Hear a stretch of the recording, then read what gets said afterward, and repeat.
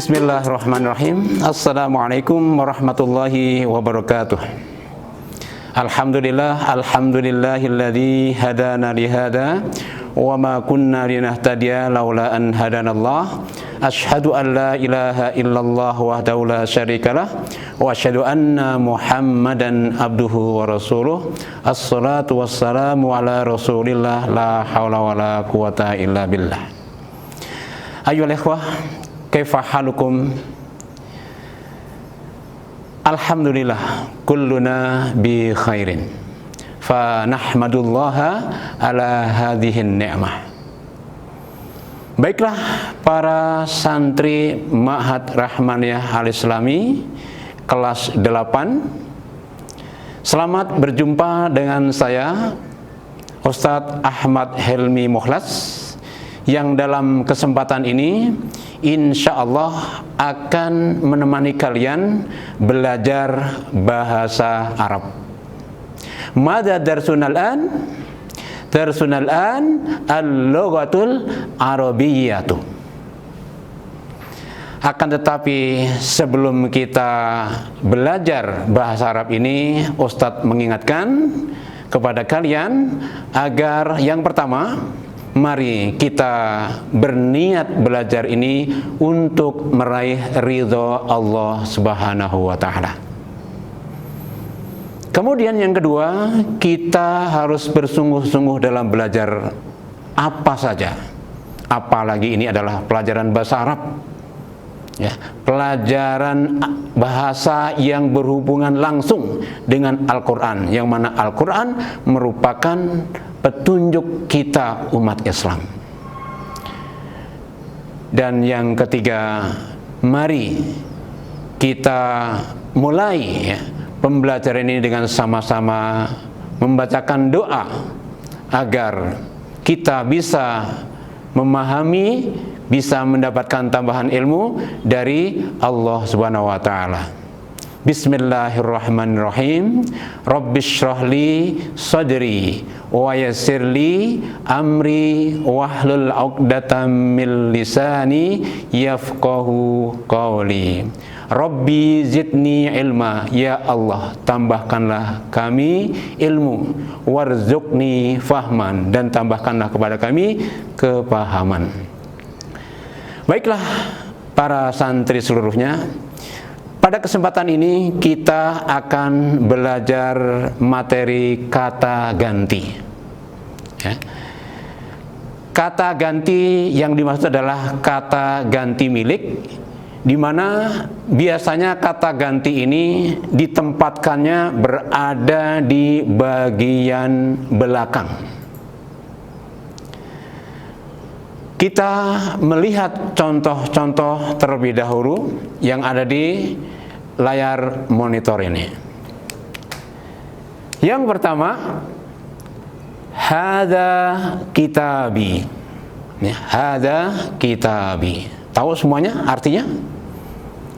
Ini buku saya. Berikutnya, aina qalamuka? Di mana pulpenmu? Yang ketiga, mahfadatuki fil hujrati. Ya.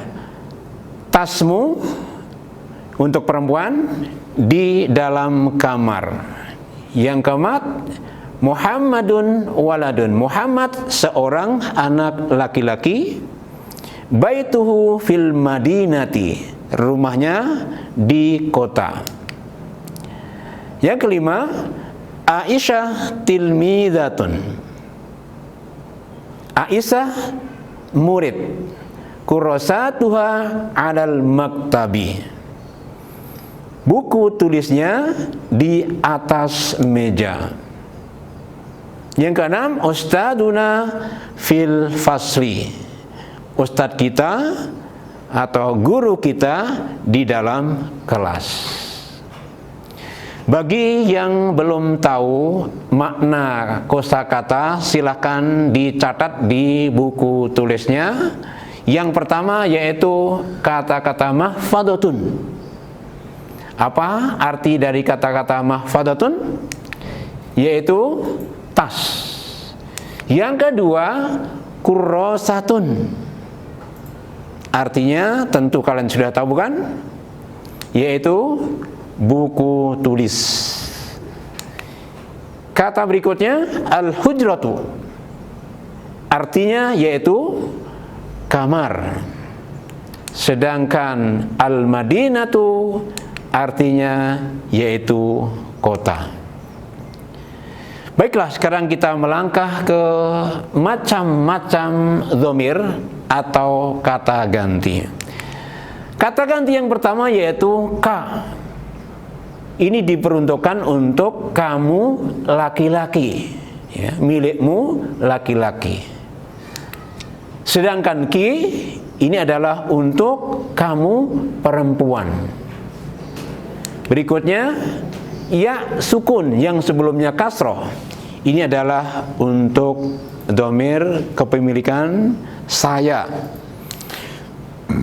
Dan hu ini untuk dia laki-laki, ya. Ha untuk dia perempuan. Sedangkan na ini adalah untuk kita atau nahnu. Berikutnya ada keterangan yang perlu kalian perhatikan. Yang pertama, bahwa kata ganti milik ini ya, menyatakan kepemilikan. Jadi sebuah kata yang sudah dihubungkan dengan kata ganti, maka kata tersebut akan menjadi milik kata ganti yang menempel pada kata tersebut.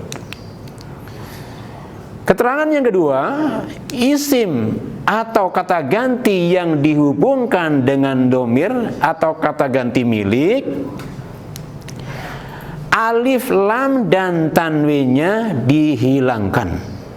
Sekali lagi, isim atau kata ganti yang dihubungkan dengan dhamir atau kata ganti milik, alif, lam, dan tanwinnya dihilangkan. Untuk lebih jelasnya, mari kita perhatikan praktek membuat kata yang dihubungkan dengan kata ganti milik. Yang pertama, umpamanya kita akan membuat sebuah kata buku saya, ya. Kita harus cari tahu buku bahasa Arabnya, yaitu al-kitabu atau kitabun. Ada alif lamnya yang depan, atau boleh kitabun, ya, tidak menggunakan alif lam tapi menggunakan tanwin di belakangnya. Sedangkan saya di sini akan kita tambahkan dengan kata ganti ya sukun. Bagaimana proses berikutnya akan menjadi seperti apa? Maka kata ini akan menjadi kitabi. Dari makna kata bahasa Indonesia, buku saya. Jadi buku saya dalam bahasa Arabnya yaitu kitabi. Oke? Sekarang kita praktek ke kata yang kedua. Umpamanya kita akan mengatakan rumahmu. Rumah bahasa Arabnya apa? Tentu kalian sudah pada tahu kan? Yaitu al-baitu. Atau boleh baitun kalau tidak pakai tanwin. Kalau pakai alif lam, kita tidak pakai tanwin, al-baitu.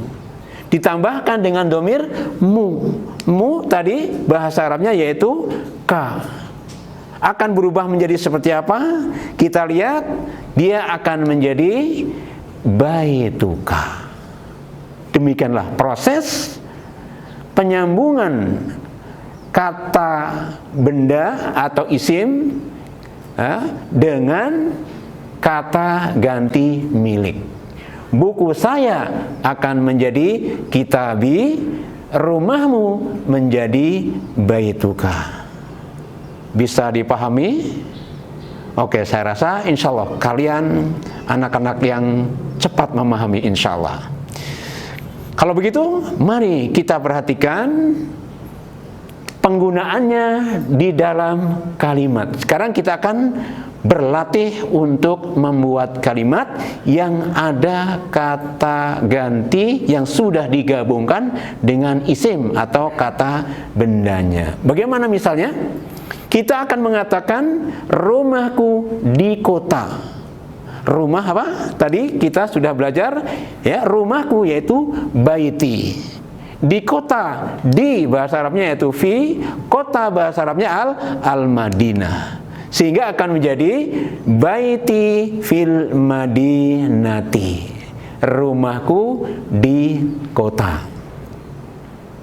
Berikutnya ya, kita akan membuat kalimat nomor 2. Ibumu di rumahku ya, ibumu di rumahku.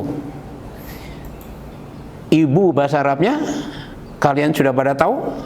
Sering ya, di antara teman-teman kita banyak yang memanggil orang tuanya, ibunya dengan ummi. Kalau ummi berarti ibuku. Sedangkan di sini ibumu, maka bahasa Arabnya menjadi ummuka. Di rumahku. Ya, kalau rumah tadi baiti ya, sudah ada di sini menjadi ummuka fi. Kemudian rumahku adalah baiti. Ummuka fi baiti.